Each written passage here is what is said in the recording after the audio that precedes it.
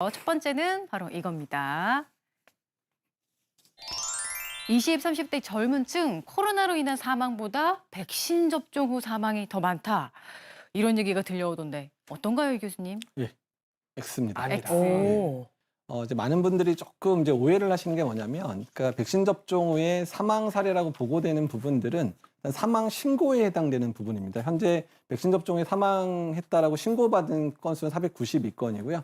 우리나라의 전체 사망자는 이미 2,000명을 넘어선 상황이어서 그 숫자만 비교해도 당연히 이제 코로나에 의한 감염에 의한 사망이 훨씬 많다고 돼 있고요. 근데 다만 그 신고된 490여 명의 환자들 중에서 현재 정부 차원에서의 피해 조사반들이 조사를 한 내용들을 보게 되면 실제로 백신에 의한 사망이 확인된 인과관계가 증명된 사람이 현재 2명밖에 없고요. 현재 보류된 인원까지 합치더라도 10명밖에 되지 않습니다. 그래서 백신 접종에 의한 사망 매우 드문 상황이고요. 또한 당연히 코로나19로 인한 사망자가 훨씬 많은 거. 우리나라는 그나마 관리를 잘해서 2,000명대지 뭐 미국이나 이런 데는 뭐 60만 명 이렇게도 사망을 했었거든요. 그래서 당연히 백신 접종에 의한 사망자가 코로나19에 의한 사망자보다 많다는 거는 거짓입니다. 네, 거짓 정보에 휘둘리는 일 결코 없어야겠고요. 두 번째 팩트체크 한번 보도록 하겠습니다. 볼까요? 자, 코로나19 토착화, 감기처럼 됐다. 코로나19 백신 무용론. 그리고 무증상 확진자 백신 맞을 필요 없다. 이런 기사는 또 어떻게 보세요? 예, 일부 유튜브에서 이제 조금 이제 잘못된 정보를 전달해 주시는 분들이 있어서 이런 게 문제가 되고 있는데요.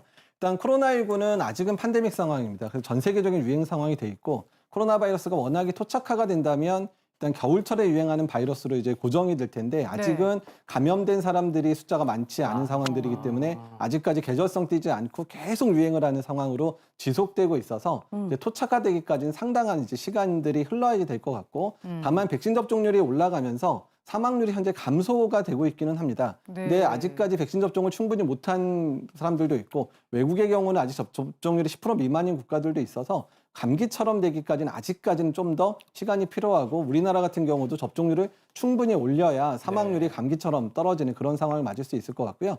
특히 무증상 확진자들이 뭐 90몇 %있기 때문에 백신 접종에서 뭐 하냐 얘기하시는데 그 통계 자체는 사실 어디 근거도 없고요. 실제 무증상 감염자는 전체 감염자의 한 20에서 40% 정도가 되거든요. 그러니까 많지 않습니다. 또 무증상 감염자라고 하더라도 다른 사람에게 전파가 가능할 수 있는 상황이기 때문에 그렇게 되면 이제 그런 본인은 무증상이지만 뭐 노년층의 어르신들한테 전파를 시키거나 아주 어린 아이들한테 전파시키면 위험한 상황이 초래될 수도 있기 때문에 당연히 백신 접종은 무증상 감염자가 많기 때문에 백신 접종하면 안 된다는 얘기는 다 거짓입니다. 이 부분에 대해서도 국민들께서 좀 잘 알고 대처해 주셨으면 좋겠습니다. 네. 팩트체크 계속해서 이어가 볼게요. 세 번째는 바로 이겁니다. 화이자 모더나 대표 부작용, 심근염, 신낭염. 젊은 층은 코로나19 확진 증상이 백신 부작용보다 더 가볍다. 이런 얘기 있는데 황인선 씨 어떻게 보세요? 네, 한간에는 그 젊은 사람들이 코로나19에 걸리면 좀 증상이 가벼운데 화이자나 모더나를 맞으면 그 부작용이 더 심하니까 백신을 굳이 맞아야 되나 하는 사람들도 있어요, 교수님. 예, 일단 이제 젊은 층에서 이제 이런 말씀하시는 분들이 많은데 사실 우리나라 내에서 지금 19세에서 40세 현재 지금 접종을 하고 계신 분들 같은 경우에도 사망자가 뭐 많지는 않지만 사망자가 있는 상황들이고요. 일단 백신의 이상 반응 때문에 이렇게 너무 힘드니까 백신 접종에서 뭐 하냐라고 하시는 분들이 있는데 일단 본인이 걸리더라도 가볍게 걸리거나 하는 측면들이 있을지는 모르더라도 본인이 걸렸을 때 생기는 그런 사회적 비용들을 또 생각을 해보셔야 됩니다. 왜냐하면 확진이 됐었을 때 생길 수 있는 부분들이 병원에 이제 입원해서 2주 정도 입원할 수도 있고 또 본인이 감염돼서 주변의 동료나 가족들이 자가격리를 하게 되면 2주 정도 자가격리하는 상황들도 만들어지기 때문에 이런 사회적 비용도 상당히 많을 수 있거든요. 그리고 또 요새 이제 젊은 층에서는 신근염, 심낭염의 빈도가 이제 높으니까 그럴 필요는 뭐하러 맞냐 얘기하시는 분들이 있는데 미국의 자료를 보게 되면 신근염과 신낭염의 발생 빈도가 100만 명에 3명에서 4명 정도고 사망에 이르는 사람은 극히 드물다라고 알려져 있습니다. 그리고 대부분 한 일주일 이내에 뭐 증상이 회복되고 거의 회복이 된다고 알려져 있기 때문에 일단 백신 접종을 했을 때 이득이 상당히 높다라고 나와 있는데 그래서 미국 같은 경우에 12에서 17세에 대해서도 이미 예방접종을 시작을 했는데 여러 가지 조건, 입원할 확률이라든지 뭐 중증으로 진행하는 이런 여러 가지 확률 또한 확진이 되는 그런 확률에 비해서 일단은 이제 심근염이나 심낭염의 빈도가 상당히 낮기 때문에 백신 접종이 훨씬 유리하다라고 얘기를 하고 있습니다. 그래서 일단 젊은 연령, 특히 청소년, 20대, 40대 다 백신 접종하는 게 훨씬 더 유익하다라고 생각하시면 될 것 같습니다. 네, 그리고 이 밖에도 이번 주에 쏟아진 코로나19 관련 궁금증도 저희가 차트로 한번 모아봤는데요. 계속해서 볼까요? 화이자보다 모더나가 변이 바이러스 예방 효과가 뛰어나다더라. 이런 기사도 있더라고요. 네, 사실 두 가지 백신은 장단점이 있는 백신인데요. 이제 모더나에 들어있는 백신의 양이 화이자보다 한 3배 정도 됩니다. 그러니까 양이 많으니까 그래서 특히 1차 접종을 했을 때 면역 반응이 모더나가 조금 더 좀 강하게 나타나긴 하거든요. 그러니까 그러다 보니까 1차 접종 후에 뭐 델타 변이에 의한 감염이나 이런 예방 효과는 화이자보다 모더나가 좀 더 낫다. 한 50, 모더나가 50%, 화이자가 한 30% 이렇게 얘기가 나오는데 막상 2차 접종까지 하게 되면 뭐 델타 변이나 기존 바이러스에 대한 예방 효과는 다 많이 올라가고 돼 있기 때문에 그 차이는 크지는 않고요.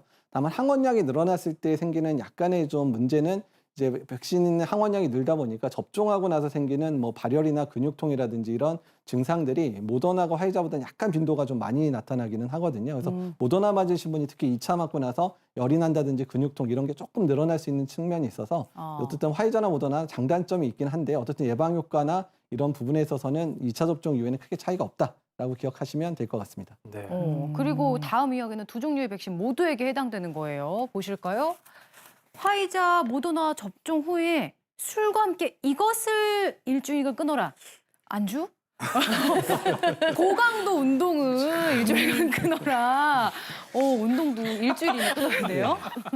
사실 이제 예방 접종 이후에 이제 술은 안 마시면 좋겠다라는 권고가 이제 딱 잡혀 있는 국가는 이제 우리나라 몇 개 국가가 있기는 한데요. 그 이유는 술을 이제 특히 폭음을 하시게 되면 전반적인 면역 상태가 떨어지니까 예방 효과가 떨어진다 얘기가 사실 있고요.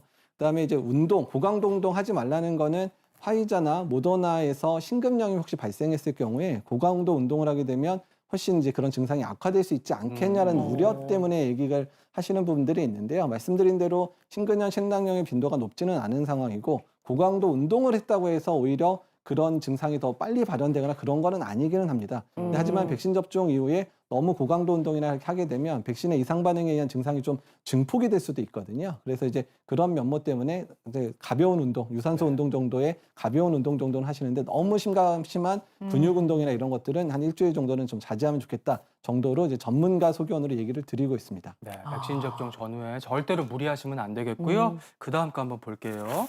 압도적으로 많은 사람이 백신 맞으면 내년 봄에 코로나19 통제가 된다. 이거 신빙성이 있을까요? 예, 지금 미국의 이제 우리나라 분들도 이미 많이 알고 있는 앤서니 파우치 박사께서 얘기하신 내용이기는 합니다. 일단은 미국의 상황들이 상당히 이제 힘들다 보니까 백신 접종을 올리려고 하신 말씀도 많고요.